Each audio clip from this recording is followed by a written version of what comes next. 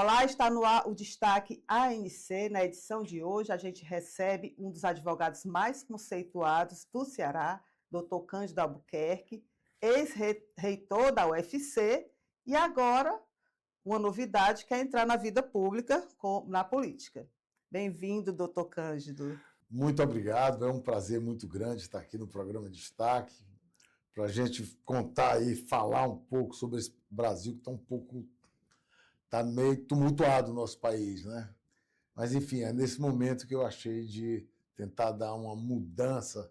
Eu passei a vida como advogado, professor, mas agora acho que posso dar uma contribuição maior. O que foi que deu o start no senhor de um advogado já com uma vida estável, conceituado, já chegou no ápice, assim, que eu acredito que chegar como reitor da UFC, professor universitário, reconhecido em todo o estado, em todo o Brasil, de repente, vou me filiar a um partido político? Olha, na verdade, eu alimento isso, e eu fui, na verdade, um político nas instituições em que participei.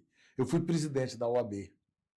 Ainda muito jovem, eu me candidatei à presidência da OAB, fui eleito, cumpri um mandato, depois fui fazer carreira universitária, e na universidade eu fui eleito chefe de departamento várias vezes, fui diretor da faculdade por 8 anos, reitor por 4 anos. Então, a minha atividade política, ou seja, a veia política, ela sempre esteve presente.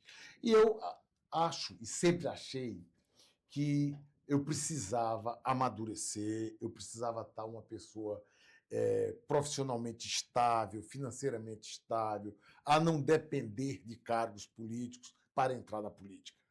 Então, acho que chegou esse momento. Eu acho que o Ceará me preparou muito bem. Aqui eu estudei, aqui eu me tornei um advogado estabilizado, exerci cargos importantes como presidente da OAB, diretor da faculdade, reitor da universidade. Tive a oportunidade de fazer mestrado, doutorado, etc. Então, eu acho que eu estou preparado para dar uma contribuição. E eu sempre penso o seguinte, que se nós, eu, por exemplo, que estou há quantos anos na vida pública, em cargos públicos, sempre disputando cargos públicos, sem nenhum problema, eu nunca tive qualquer arranhão na minha imagem. Se nós não nos dispusermos a participar da vida político-partidária, algumas pessoas não tão recomendáveis estão aí participando.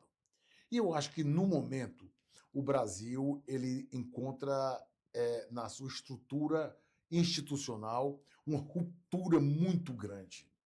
Vejamos, por exemplo, o desequilíbrio que há hoje entre os poderes.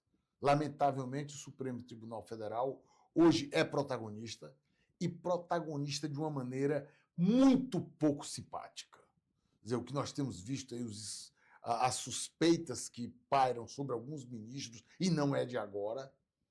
Nós já tivemos ministros batendo boca dentro do Supremo Tribunal Federal, e um virar para o outro e dizer, fez sua história de advocacia. E o outro dizer, olha, você desmoraliza o tribunal. Quer dizer, eu acho que chegou um momento que é preciso a gente dar consistência à nossa democracia. É preciso dar consistência. Esse tipo de crise que se vive agora com o Supremo Tribunal Federal, no caso Master, por exemplo, ele não era para acontecer, porque o Senado da República já era para ter resolvido o problema. Constitucionalmente, o Senado é o que é responsável por isso. Então, esse contexto, e por achar que eu sou pré-candidato ao Senado, e é por achar que alguém para ir para o Senado tem que ter uma formação muito boa, formação intelectual, jurídica, para que possa debater com os ministros, possa argumentar com eles, é que eu me dispus a isso. Foi nesse sentido. O senhor está apontando aí falhas nos poderes, no Supremo, e vai ser candidato no Senado. Mas o senhor não acredita que também no Congresso Nacional, na Câmara dos Deputados, no Senado Federal, existe também muitas coisas que estão querendo passar, que, como constitucionalista que o senhor acha que acredita que tudo que está sendo passado ali está de acordo com a Constituição? Pelo contrário, é exatamente para ocupar o lugar desse povo que está lá fazendo coisa errada, que eu acho que as pessoas que têm história devem ir para lá. que não precisam de salário, não precisam de emendas parlamentares para desviar, como ó, a gente abre o jornal e vê os milhões que são distribuídos em emendas parlamentares e depois o dinheiro é desviado. Isso não pode acontecer. Então, se hoje o Supremo Tribunal Federal invade as competências do parlamento e ninguém faz nada, é porque eles estão fazendo errado lá. Então, a população tem que ter essa noção. Ou a gente muda o parlamento, porque democraticamente, e as coisas devem ser mudadas democraticamente, só se faz isso através do parlamento. Quer dizer, qual é o órgão que pode agora sentar e julgar um ministro do Supremo para saber se ele está ou não envolvido em qualquer desses escândalos aí do Banco Master, por exemplo? Independente de quem seja. Só quem pode fazer isso é o Senado da República. E aí eu lhe pergunto, e pergunto aos ouvintes e assistentes, o que o Senado tem feito? Isso me incomoda muito. Parece que o problema não é do Senado e o problema é 100% dele. Nós só chegamos a essa crise porque o Senado não tem cumprido o seu papel. Não era para ter tido essa crise. Dizer agora, tem um problema aí, ó. O ministro, a mulher tinha um contrato milionário, não prestava um serviço que correspondesse àquilo, foi acusado de ter interferido no Banco Central a favor de um banco, do Banco Master e tal. Quem era, qual é a instância que pode dizer, bom, vamos apurar isso aqui, vamos sentar e apurar. Só tem uma instância que pode fazer isso, é o Senado da República. E o Senado não tem feito nada. Quer dizer, o Supremo se tornou um poder sem limite, por culpa do Senado da República. E dos do senadores Congresso que também, estão que lá. também quer ultrapassar alguns limites, né? O Congresso Mas veja bem, no caso específico do Supremo, o Supremo é muito importante. É talvez o poder mais importante quando você fala em estabilidade democrática, quando você fala em justiça social. E ele não pode ser desenvolvido, ele não pode prestar esse serviço, ele não pode ser essa referência se as pessoas que estão lá não estiverem reputação ilibada, Sim. autodeterminação, né? Autocontrole, né? A gente chama muito de autocontenção. Quer dizer, ele não posso ir, a partir daqui eu não posso ir, e o ministro tem que parar. Quando não para, só tem um órgão, por exemplo, a Câmara não pode fazer nada. Quem pode fazer é o Senado. Então, porque quando a gente diz, está havendo um desequilíbrio, está havendo um ativismo judicial. Quando ele está falando disso, nós estamos falando de competência. É um poder fazendo o que era para o outro fazer. Como, por exemplo, o Executivo. Todo dia faz por medida provisória o que não podia ser medida provisória. Era para ser projeto de lei. E aí a Câmara podia fazer, mas também não faz nada. Então, eu acho que nós precisamos pensar muito bem, e aí eu falo como eleitor, falo como cidadão, nós temos que pensar muito bem em quem é que nós vamos botar do Parlamento Federal. Como no estadual, mas aqui nós estamos falando do federal. Porque esse desequilíbrio que nós vivemos hoje, ele decorre fundamentalmente da falta de qualificação da maioria das pessoas que estão no Senado da República. Porque eles dariam um freio. O Senado, veja bem, a Constituição exige que para ser senador tenha que ter mais de 35 anos, atribui ao Senado funções muito específicas, como, por exemplo, aprovar os ministros do Supremo, quem aprova ele, embaixadores. Então, o que é grande, que depende da estrutura do país, é feito no Senado. Então, nós não podemos botar para o Senado qualquer pessoa. Não pode. Porque senão você cria um desequilíbrio. Então, e respondendo a sua pergunta, é por achar que eu estou preparado para isso, para ter um diálogo no mesmo nível com qualquer ministro supremo, porque o que eles têm lá de estudo eu também tenho. Então, eu acho que a gente pode conversar. Porque o que acontece hoje, é o seguinte, o ministro do Supremo diz qualquer coisa, mais equivocada que seja, e ninguém faz o contraponto. Ninguém faz, porque é uma matéria específica, jurídica, por mais errado, por mais fora de contexto que seja, não há o contraponto. Então, eles aprenderam isso. Então, os ministros, normalmente, eles dão um despacho que não tem muito sentido e dão uma entrevista para explicar por que fizeram aquilo. É o princípio da razoabilidade, o princípio da proporcionalidade, e vão destruindo a Constituição. E eu acho que está faltando. Nós temos ali uns 15 senadores que tentam fazer. 15 talvez não, mas pelo menos uns 8 a gente tem. Mas é muito pouco. É um Senado desqualificado. Eu acho que sim. Não tá, eu não diria desqualificado. Eu diria que ele não está à altura da missão institucional que está prevista na Constituição para ele. Ele não está à altura. Alguns senadores não estão à altura. Eles não têm a cultura necessária para esse tipo de debate. Tanto que chegamos onde chegamos. Se imaginou alguma vez na vida se ter uma crise envolvendo o Supremo Tribunal Federal, como esse do caso Master? Ninguém imaginava que um dia nós pudéssemos chegar a esse ponto. Qual é a credibilidade que esse poder vai ter? Hoje eu li na imprensa do Sul a preocupação do presidente do Supremo, dizendo que se eles não fizerem alguma coisa como autolimitação do que eles estão fazendo, alguém de fora vinha fazer. Claro que tem que ser feito. Precisa ser feito. Eu estou, embora haja uma contradição, porque ele publicou uma nota defendendo o ministro, não devia ter feito aquilo.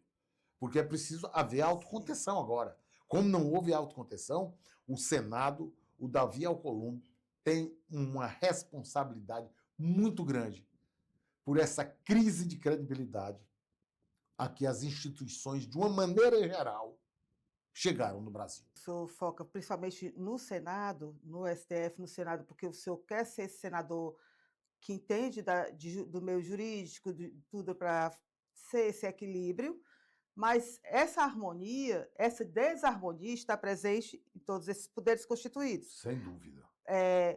Emendas parlamentares. As emendas, o senador da República disse que são vendidas ou trocadas por voto, né?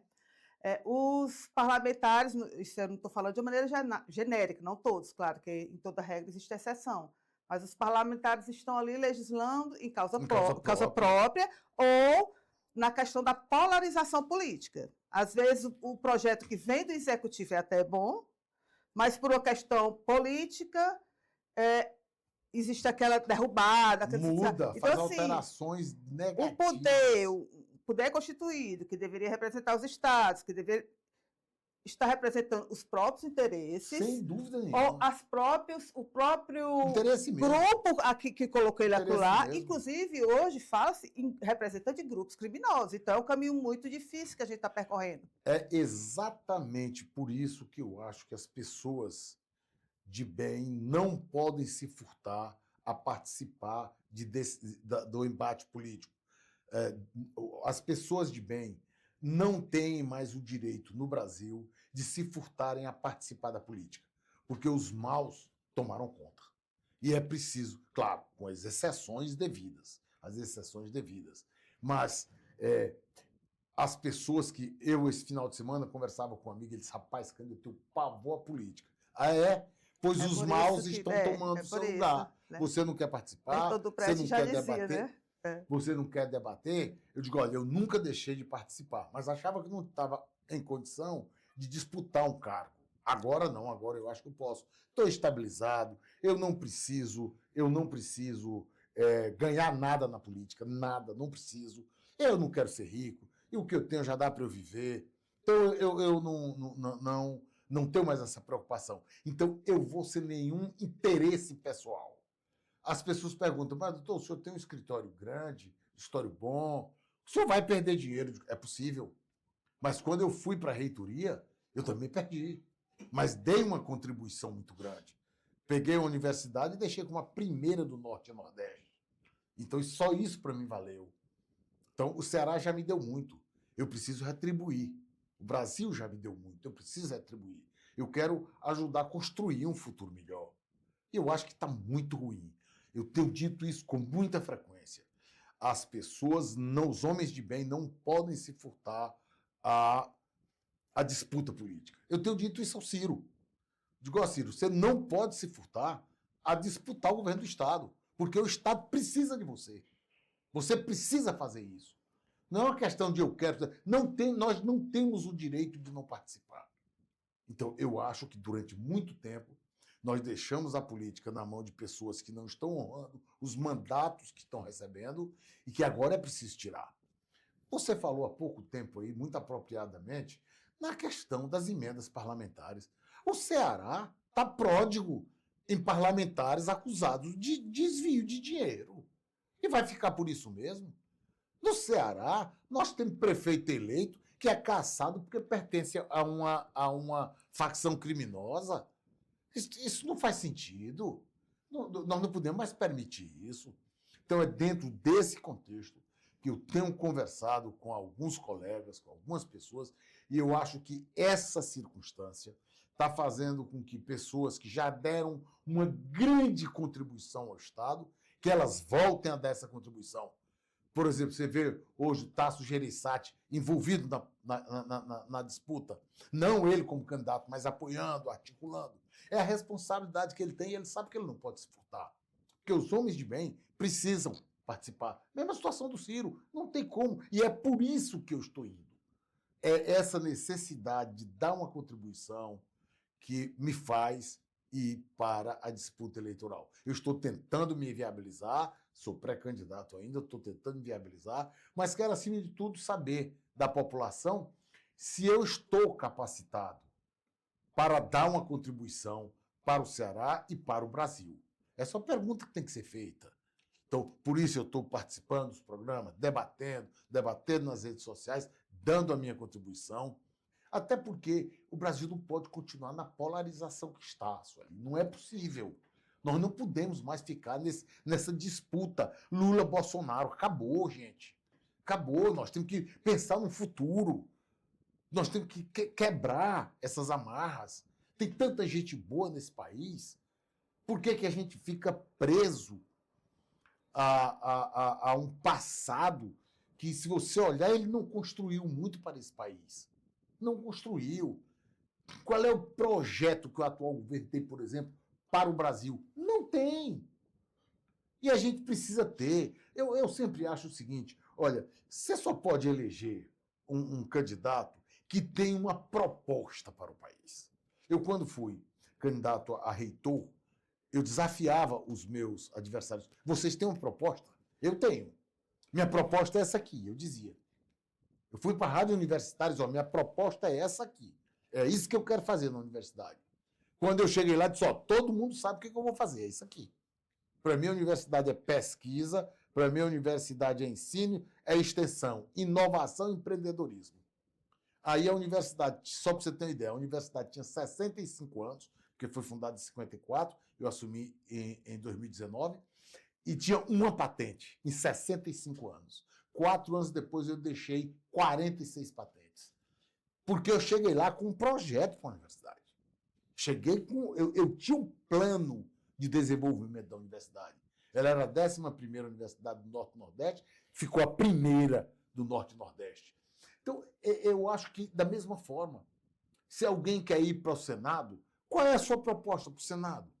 Qual é a função do Senado? Como é que você vai contribuir para o Senado? O Brasil vive esse desequilíbrio.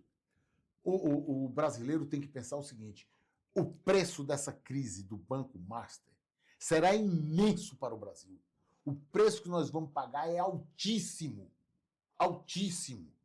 Quando você vê os poderes, poder que é para ser o equilíbrio da nação, sendo discutido. Hoje eu li uma matéria, ou na Folha do Estadão, não me lembro, num desses 2 jornais do Sul, o editorial, eu dei vontade de chorar com o pena do Brasil.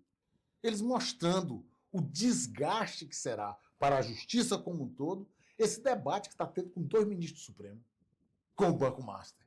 E o Senado da República não faz nada. Não toma uma atitude. Você tem aquele senador, Alessandro Vieira, né, que é o único que você está abertamente batendo. É uma voz isolada. Como é que entre 81 senadores, só um está vendo que a maior crise do país é essa? E ninguém está fazendo nada. Eu vejo aqui gente que quer ser candidato ao Senado. E nós temos 3 senadores cearenses. Hoje, na verdade, quem é que nós temos no Senado? O Girão é um bom senador, está aqui em Fortaleza, é candidato ao governo do Estado. O Cid está aqui, o Cid tem atuação. O Camilo nunca deu um dia lá. Quem, na verdade, está lá são as suplentes, que eu não tenho visto protagonismo delas. Tenho muito respeito por todas elas, mas é que eu acho que o Senado, nesse momento, não podia estar no silêncio que está. Porque, volto, eu repito, é o preço que nós vamos pagar que todos nós vamos pagar por essa crise, por esse desgaste da imagem do Supremo. Eu li esse editorial hoje de manhã e fiquei com pena do Brasil. Não é possível que um país rico como o Brasil, um país com tanta potencialidade, venha a uma crise dessa e sem solução. Por que o senhor acha que houve ao longo dos anos, nos últimos anos, eu acho que há uma década, 2 décadas, esse declínio tão grande da qualidade de quem chega no parlamento? Porque a gente tinha, num passado não tão distante, pessoas mais vocacionadas, que realmente entravam na política para servir, para mudar, para transformar. O que foi que houve? É o sistema eleitoral que é falho? É a impunidade, a corrupção, é tudo junto? Eu acho que foi a omissão do eleitor, porque a falta dessa nobreza nos cargos, ela se dá nos 3 poderes. Ela se deu no Supremo, como a gente está vendo aí, ela se deu no Parlamento gravemente e se deu na Presidência da República. O presidente da República foi preso, condenado em 3 instâncias, depois o processo só foi anulado. Bilhões foram devolvidos ali. E ninguém disse que ninguém era inocente, não, e volta para a Presidência da República. Você pode esperar o quê daí? Então o brasileiro tem que sentir isso também. A responsabilidade nossa é grave. É grave. E fica-se nessa polarização, que é preciso acabar. O Brasil precisa passar a página. Essa página que vai escrever a história do Lula e do Bolsonaro, ela precisa ser passada pelo bem do Brasil. Independente de cada um, quem gostar do Lula tá certo, quem gostar do Bolsonaro tá certo, os dois estão aí, cada um escreveu sua história, mas o Brasil precisa passar essa página. Nós precisamos construir o Brasil. Nós precisamos melhorar a nossa educação. Por exemplo, se fala muito que a educação no Ceará é muito boa, não é isso que é referência? Primeiro, a do Brasil, a referência é do Brasil. A do Brasil, você pega o PISA, pega a escala do PISA. Nós só disputamos com os países da África, subsaariana. África subsaariana. Lá embaixo, nós estamos lá no fim. Quer ver outro dado? O IBGE publicou agora a formação de capital humano. A formação de capital humano é a formação que você recebe na escola para o trabalho, para qualquer área. Nós somos 19º lugar no Brasil. Primeiro lugar é lá no Sul, Santa Catarina, Paraná, São Paulo, Distrito Federal. Nós perdemos para o estado do Rio Grande do Norte. Quer dizer, quem é que está fazendo essa pesquisa para dizer que a nossa educação está desse jeito se ela não é traduzida em formação de capital humano? Se os jornais estão divulgando aí todo dia que a extrema pobreza tem aumentado no Ceará, na periferia. Então, você veja que nós estamos vivendo de narrativas. O Brasil, na verdade, ele entrou na narrativa. Eu acho que a disputa de 2002 para cá, essa polarização, nós contra eles, isso aí, claramente, o presidente Lula tem culpa nisso, porque ele focou muito nisso, esse discurso de narrativa, que é preciso... Todo brasileiro tem que ser amparado. Eu acho que o Estado tem que fazer exatamente essa mediação para tirar as pessoas da extrema pobreza, da pobreza, trazer todo mundo com qualidade de vida. E isso, o melhor caminho é a educação. E a gente fica nesse cozinhado aí, quando você vai para o PISA, ó, de 2002 para cá, nós não melhoramos nada no PISA. Nossa melhor é quase nada, que é a melhor avaliação da educação do ensino fundamental, que tem o PISA. É feito por uma organização não governamental, é muito respeitada como THE para as universidades.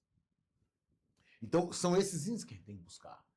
E cada brasileiro é responsável por isso. Eu pergunto o seguinte, olha, as pessoas votam para o Senado, por exemplo, e aí eu estou falando isso porque é uma coisa... Por que eu quero ir para o Senado? Porque eu acho que é muito importante ir para o Senado alguém que tenha independência, que tenha uma boa formação para compreender o papel do Senado e ter coragem de enfrentar os problemas. Eu acho que isso é fundamental. Não adianta você ter cultura, não adianta você compreender o que é e não ter coragem de enfrentar as lutas. Então, esse é o ponto que eu acho que tem que ter. Mas só tem um coletivo que pode resolver isso: o eleitor. E também a justiça eleitoral impedir certos absurdos. Vou citar só um aqui do Ceará.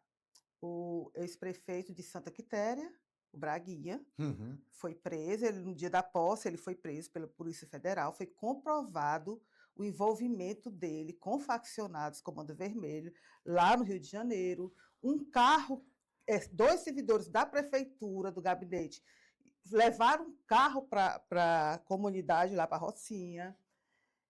O cara foi afastado da prefeitura, que assumiu o filho, Foi que absurdo. foi reeleito, né? Assumiu, era presidente da Câmara, assumiu durante essa vacância, teve uma eleição e ele é o prefeito. Ou seja, trocou-se Assim, 6 por meia dúzia. Não é possível permitir um negócio desse. então, assim, são vários, um conjunto de absurdos que formam esse grande bolo que a gente está vendo aí. Você está entendendo? Se tivesse uma voz reverberando lá em Brasília, no Senado, chamando, propondo lei para mudar isso, esses absurdos não aconteceriam.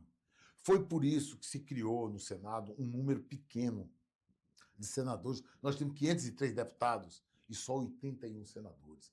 É para ser o poder moderador. É porque representa os estados, né? Pela população dos estados. Não é população, não. O Senado são 3.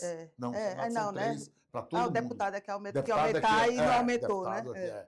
Deputado tanto que São Paulo tem muito mais que o Ceará, porque a população é maior. O senador não, ele equilibra. Verdade, Porque, na verdade, os senadores, a função deles é fazer o pacto federativo. Todos os estados são iguais. E eles vão tratar das questões da União. Porque se pensa muito, porque o senador é o representante do Estado, trata dos assuntos do Estado, não. Quem trata dos assuntos do Estado são os deputados. Os senadores tratam das questões da República. São eles, quase todos os atos importantes do presidente da República têm que ser homologados no Senado da República. É ele que julga o presidente da República, é ele que julga os ministros do Supremo. Então, é muito importante. E nós não temos dado, no decorrer dos tempos, a importância que tem. E essa importância ela começa no vereador. Você, para eleger um vereador, você tem que saber quem é que você está elegendo. Porque se não fizer isso, a responsabilidade é sua, por mais que você não queira assumir. Por mais que você não queira assumir. Verdade. Então, é porque o ideal era que as pessoas se perguntassem. Me diz uma coisa, eu estou preparado? Eu tenho uma história, eu me preparei intelectualmente para chegar e desenvolver essa função? As pessoas não se perguntam. Então, o eleitor tem que fazer o filtro. E é isso que eu estou propondo, que o eleitor faça um filtro. Quem está se propondo a ser... Como é que estou vendo aí um monte de candidato ao Senado citados na imprensa, envolvidos com desvio de emenda parlamentar? Como é que esse povo pode querer ser senador? Então, se o povo for eleger esse tipo de candidato, é porque não quer seriedade. E outros sem nenhuma expressão, que não são capazes de um debate, não têm uma formação jurídica à altura, vão para lá e o Supremo vai continuar fazendo o que quer. Quando tiver uma crise, eles não vão poder resolver. Então, eu acho que tem que ter a gente tem que ter uma... Elevar o nível para que as coisas possam funcionar. Intelectual, político. O nível intelectual tem que ser aumentado, porque o debate no Senado é muito técnico. Na Câmara, nem tanto, mas também é importante que tenha. Mas o do Senado é muito importante. Você aprovar ou não um embaixador do Brasil, um ministro do Tribunal de Contas. Olha o escândalo que está aí. O Banco Master também veio para acabar com tudo, né? Porque olha o escândalo que deu no Tribunal de Contas da União. Aparece um ministro que se mete no que não era da conta dele. E aí o escândalo foi estabelecido. Olha, eu nunca pensei que o Banco Master tivesse tantos tentáculos como ele tem. O senhor vai para qual partido? Nós ainda estamos discutindo isso. Eu tenho discutido isso com o grupo que a gente tem conversado. Ainda não decidido, tem até o dia 30 para decidir. Eu hoje sou filiado ao PSD, mas não sei se terei espaço lá, porque o partido está na base do governo. É humano e eu não tenho maiores afinidades, não tenho um diálogo maior com o PT, embora tenha grandes amigos lá, mas não é... Eu quero essa mudança, por isso que eu estou com o Ciro, porque eu quero essa mudança, eu acho que já está bom. Nas repúblicas, a alternância do poder é muito importante. A alternância, inclusive, dos projetos.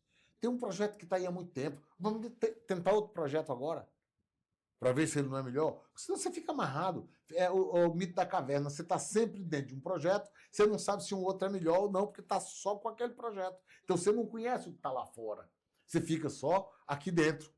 Então, eu acho que está na hora de se fazer uma mudança no projeto político do Ceará. Acho que vai acontecer. Pelo que eu estou sentindo, essa mudança vai acontecer. E é importante, e a população deve cobrar. Bom, vocês estão indo para lá com essa proposta? Pois vamos fazer essa proposta, vamos executar essa proposta. Então, eu penso seriamente que nós podemos dar uma grande contribuição. Nós, que eu digo o grupo, mas para isso nós precisamos da compreensão do eleitor. O eleitor tem que compreender o problema que vivemos hoje e a possibilidade de melhorar. E aí cobrar. Você acha que não, você não tem cultura, você não está preparado, então não vota. Ah, você está preparado, você tem uma história, você tem uma formação, então vota. Quer dizer, e isso tem acontecido, principalmente em outros países. Nem sempre você consegue ter. Foi muito bom, por exemplo, o Lula, eu acho até que foi a primeira vez ele ser eleito, como o Lech Walesa lá na Polônia também, mas logo depois mudou. Mudou e hoje estão lá pessoas. Por quê? Porque é difícil administrar. Eu acho que na Câmara, por exemplo, todas as camadas devem ser representadas. Eu acho que sim. Nas câmaras, nas assembleias e tal. Em determinados cargos, não. Como, por exemplo, o Supremo. Só pode ir para lá quem tem notório saber jurídico e reputação ilibada. Quem é que vai aferir isso? O Senado da República. Tem que aferir. Por quê? Porque o presidente já mostrou que só bota amigo. O presidente não tem nenhum constrangimento para botar as pessoas mais ligadas a ele. Botou o advogado dele, botou o Flávio Dino também, que é muito ligado a ele, era ministro dele. Você botou os amigos. Então, quem é que pode impedir isso? O Senado. Mas para qualquer outro presidente. O próximo presidente da República, se ele for indicar um amigo, o Senado deve proibir. Não aprovo, não. Vamos, a impessoalidade. Então, porque é bom. Tem um autor inglês que ele diz o seguinte: você não pode se compadecer das ilegalidades, porque no futuro elas se voltarão contra você. Eu acho que é George Orwell que faz isso, ou é em Revolução dos Bichos, ou em 1984. Num desses dois livros ele diz isso: olha, quem aplaude o arbítrio se esquece de que amanhã ele se voltará contra você. Essa é a Revolução dos Bichos, eu acho. Ou é a Revolução do Bicho ou 1984. Acho que é Muito 1984 bom. o livro que tem essa citação. E é uma citação muito inteligente. Quando você aceita o arbítrio, depois ela lhe alcança. Então nós não podemos. As pessoas precisam ter essa visão, ter essa compreensão. O senhor falou em polarização, PT e Bolsonaro. Aqui no Estado, o senhor está aliado a Ciro Gomes, que vem costurando uma aliança com o pessoal do PL. O senhor acredita que é possível essa governabilidade junto com pensamentos e propostas tão diferentes? Eu acho que é possível, porque o Ciro não se vergará nada que não seja os interesses maiores do Estado. Eu acho que o grupo que está aqui, ele não está esperando nada diferente do Ciro. Nada diferente do Ciro. Todos conhecem o Ciro, a disposição dele, o sentimento cívico dele, o amor que ele tem pelo Ceará. Então, não acredito em absoluto que alguém esteja pensando que, por apoiar o Ciro, fará com que ele mude o que ele pensa. Pelo contrário, eu acho que o PL apoia o Ciro porque aprova o seu programa de governo. São pessoas inteligentes, o André Fernandes, uma liderança indiscutível, o Carmelo, enfim, essa turma toda aí, o Jaziel, essa turma toda do PL. Eu tenho certeza que eles sabem que o Ciro não mudará o programa dele. Não é do estilo do Ciro. Nem nós queremos que ele mude. E eu acho que quem está apoiando o Ciro pensa nisso. Olha, eu vou apoiar o Ciro porque é melhor do que o projeto que está aí. Muito melhor. O projeto do Ciro é bom. Então, como nós não podemos fazer, vamos pegar o dele, que vai ser bom para todo mundo. Então, eu penso assim, eu não vejo nenhum problema em fazer uma coligação com o PL, União Brasil, seja lá o que for, não vejo PSD, nenhum problema. Porque as pessoas estão vindo por acreditar no projeto do Ciro. Não é na esperança de que o Ciro mudará o seu programa. Em absoluto. Eu estou convencido disso. De quem está apoiando o Ciro, e os apoios são grandes, é porque querem aquele projeto que ele já anunciou. O senhor é um grande nome aqui no Ceará, jurídico, é uma pessoa da academia. Se sentiria confortável de ser seu amigo de chapa, o deputado Pastor Alcides? Assim, o senhor tem Sem defendido... problema nenhum, sem problema nenhum. Não teria, eu não mudaria minha É posição. porque o senhor vem falando Eu não sei qual é a posição dele exatamente sobre o Supremo, que para mim é uma preocupação no momento, mas o Senado não se limita a isso. O Senado é muito mais do que isso. O Senado, inclusive, deve ser uma caixa de ressonância lá na Câmara dos Deputados. É preciso os deputados, quando forem votar uma matéria, e tem jovens, inexperientes, pessoas ainda com menos de 25 anos, ainda sem experiência de vida e tal, mas que devem pensar, bom, não vamos fazer isso aqui não, porque no Senado não vai passar. O Senado tem a sua experiência. Então, veja o que eu penso do Senado. É assim, o presidente da República diz, eu vou fazer isso e vou negociar. Não, mas com o Senado eu não negocio isso, porque o Senado não aceita essa negociação. Que bom que a gente tivesse esse cenário, né? Mas é preciso trabalhar esse cenário. Nós temos que buscar esse cenário. Ele é um cenário indispensável. Ou seja, ser o poder moderador. O Senado deve estar aqui numa posição em que os outros poderes, todos, inclusive o Supremo, diz, olha, nós vamos fazer isso. Não vamos fazer isso, porque o Senado não vai aceitar. O Senado da República não vai aceitar. Mesma coisa na Câmara. Câmara diz, não faça, porque o Senado não vai aceitar. Presidente da República, vou fazer uma medida provisória aqui. Não faça desse jeito, porque o Senado não vai aceitar. Foi assim que o Senado foi pensado. A Casa Maior da República foi pensada para isso, para ser esse poder moderador, esse poder de equilíbrio, poder com autocontenção. O senador tem que ter uma vida tão ilibada como a que ele vai cobrar. Não estamos cobrando uma formação intelectual, notório saber jurídico e reputação ilibada de ministro do Supremo, do TCU, do STJ, pois o Senado também tem que ter. O senador tem que ter. Se ele não tiver, como é que ele vai cobrar dos outros? E hoje tem muita gente lá de rabo preso, a gente hoje sabe. Eu acho que o telhado de lá é todo de vidro, né? Toda eu não diria, mas boa parte quase com todo. certeza. Boa parte com certeza. E isso é muito ruim. Porque... Muito ruim. Isso fragiliza a democracia. É porque, não estou dizendo todo, claro que nada é todo, mas assim, existe também o erro do silêncio, da omissão. Pois agora nós vivemos a partir do momento que você está omisso, você toma um lado. Nós vivemos hoje o pecado da omissão no Senado. O Senado tem sido omisso. Ou porque não tem coragem, ou porque não tem compreensão, ou porque tem rabo preso. Eu digo com relação aos senadores. Muitos não fazem. Ou por interesses pessoais. Ou de as negociações, né, que são feitas. Então, é preciso mudar isso. É preciso mudar isso. Eu acho que a população, e assim, eu submeto o meu currículo ao conhecimento das pessoas para saber se eu estou à altura do que eu estou pregando. Então, eu submeto o meu currículo. Eu estudei muito e durante muito tempo. Sou professor universitário desde 1986, fazendo cursos permanentemente, me preparando, e acho que agora eu posso dar uma grande contribuição. Quer dizer, eu não tenho nenhum problema de medir meu currículo com o de ninguém. Dessa turma que está aí querendo o Senado, eu apresento meu currículo para qualquer um, para debater as funções do Senado, sem nenhum problema. Eu apresento, digo, bora discutir aqui quem é, bota os temas aqui, vamos pegar um colégio de notáveis para a gente dizer o que pensa sobre cada um, o que cada um pretende fazer. É esse o debate que tem que ser feito. Porque a pessoa não pode ir para o Senado discutindo questões paroquiais, não. Isso não é função do Senado.